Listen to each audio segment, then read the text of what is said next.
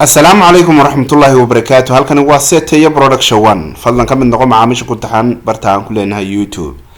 10 كنا نقونا يا 10 كي كونتوني اللي حاد وحين كوسو قاعدون دونا marka macmiil alaabka iibsado hadii kugu soo celiyo sidee uga celin kartaa lacagtiisina aad u siin kartaa si aad uga celisid ama marka hore iib soo sameeysid make a sell ayadoo lanaysa make a sell marka tiraahdo waa iib sameyn ama iib samee waayahay sida marka joogno shaygu wuxuu ka iibsaday saliid tusaale saliid marka saa ugu soo qabatid wuxuu ka iibsaday xabad saliid oo unitka waxa weeyaan pieces wana 1 piece 2 piece aad u ka iibsan karaa macallin laba piece ayaad ka iibsay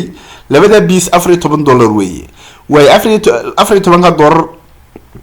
intaana du qorin magaciisa baad qoraysaa wan margin-ka soo qabataa ama telefoonkii lacagta lagu diray saad weegaysaa telefoonka marka saa weegtid waxaan rabaa magaco ka diray waa kuma magaco ka diray waxa weeyaan Mahdi ayadoo la tusaale Mahdi Abdi Jaamac waayahay Mahdi Abdi Jaamac markuu saa ugu diray waxa leedahay weer sent wuxuu ku diray baad leedahay merchant numberka merchant-ka ayuu ugu diray $14 ba way samarku kugu diray safe ayaa leedahay waxa cash ayuu iibsaday cash markuu dhufatid safe asii tiraahdo dabeetana tiraahdo safe only waan safe gareynay lacagtii aan safe gareyno oo safe aan ugu maqnaato laakiin qofkii baa soo noqday dhowr mar kadib wuxuu yiri saliidan dooni maayay mid kale ay talay soo diray ee lacagtii celiya waayahay mid kale ugu bedeshina ma haysid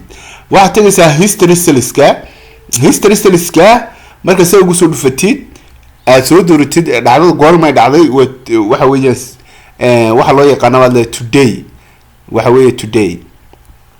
today marka soo dooratid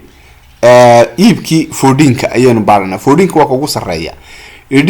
foodinka ugu sareeya ayay doonayaan in ka celin si taa markuu joogtid halka wax ku qoran reverse dub uga noqo ama ka noqosho hadda reverse ayaan ku sameeynay reverse marka ku saa ugu dhufana hal mar wuxuu ku cadeynaya return waa laga celiyay buu kuleeyahay lacagtaas waa celis alaabtaasi iyo lacagtaasiba waa qaabkaasi waa qaabka aad uga celin karto mar walba aad ka celisana sida tan ayuu kugu soo qorayaa in laga celiyay markaasi oo celis tahay alaabta aad celiseen waayahay iibka waa halka ugu sareeya ka dhacay marka iibka ahayd ee cash tahayd halkan ayadoo cash ah ayaa markaasi la celiyay in la celiyayna waxa ku cadeynaysa marka double click siisid sida tan soo qabatid waxa aragtaa in alaabtaasi ay celis tahay casharkeenan qaab celintana halkaas ugu joogaa. Wassalaamu calaykum waraxmatullaahi wabarakaatuh.